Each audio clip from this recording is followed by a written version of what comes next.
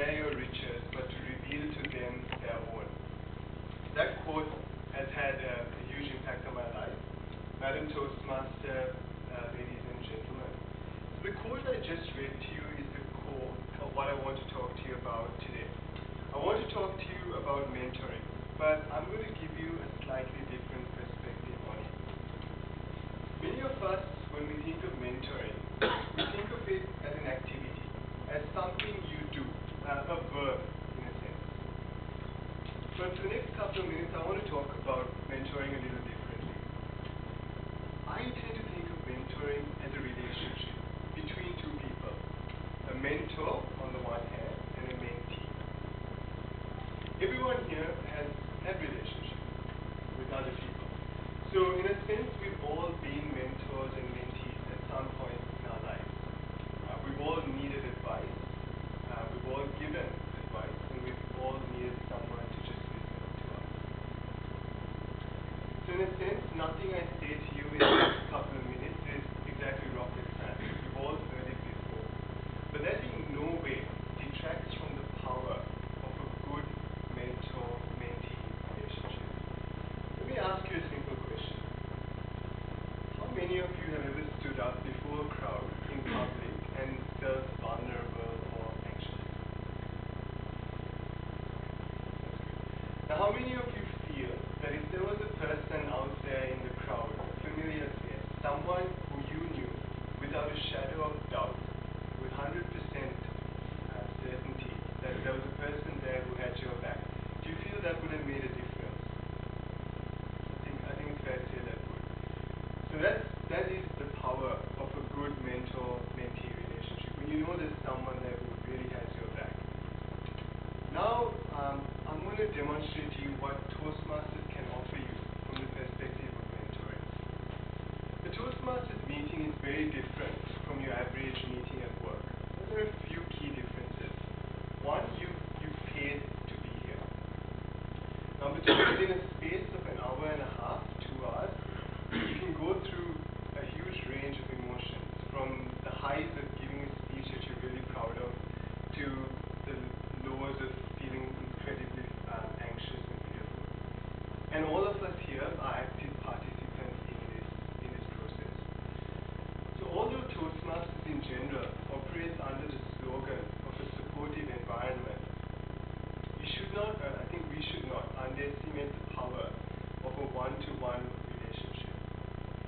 Because as a mentee, the ability to ask someone questions about Toastmasters, the manuals, having the chance to ask someone, how do you give a speech, what structure do we say give the speech in, or even just have someone tell you that you did a good job, or this is what you can do. I think everyone can benefit from that when they join an organization like Toastmasters. Having said that, even if you are an experienced member, even if you've been doing this for a few years, there's always something that you can improve on. There might be a less experienced Toastmasters member who does something that you'd like to do better. Maybe there's someone who uses humor effectively. And that could be the seed of a very fulfilling mentor-mentee relationship. So that's from the perspective of a mentee. What's in it for the mentor? I think mentoring in some sense, in some way, can actually be a bit of a selfish act, because you too can grow and benefit from the experience. Let me explain. We as humans have an innate need for a sense of purpose, a sense of us actually doing something. That's biological, I tend to think in some respects. And so that too isn't rocket science, what Toastmasters can offer you from that perspective. The basic fact is, it is nice to help others, and especially when that person genuinely wants to get better. And in Toastmasters, there is no shortage of such people.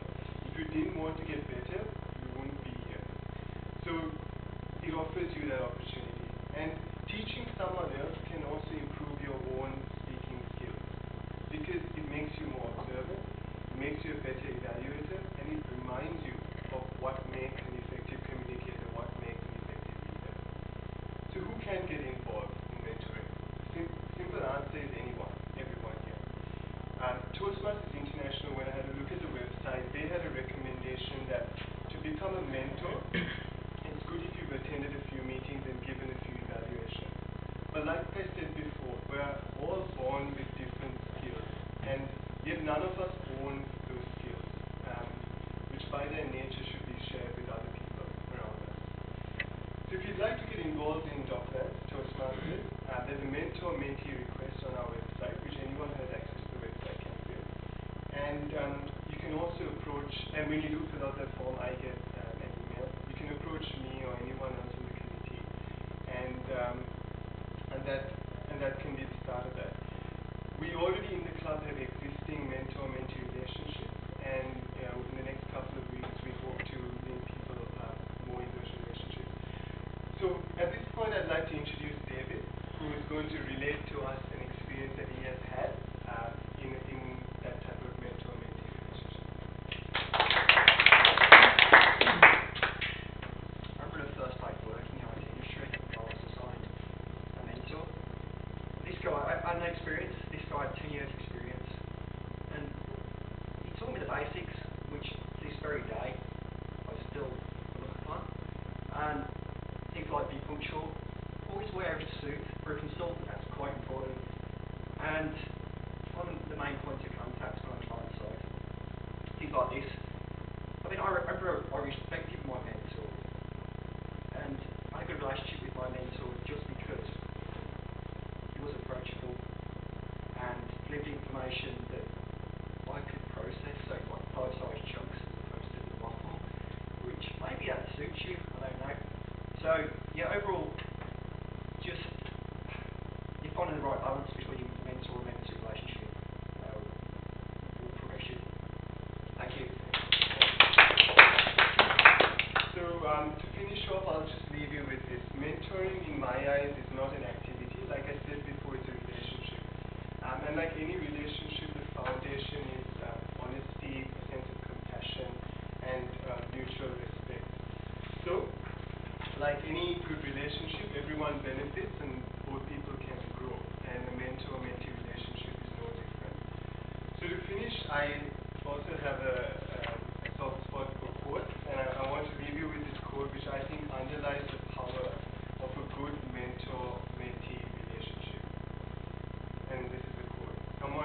Maya Angelou, who is an American poet, once said, "People will often forget what you say, and people will sometimes forget what you do, but people will never forget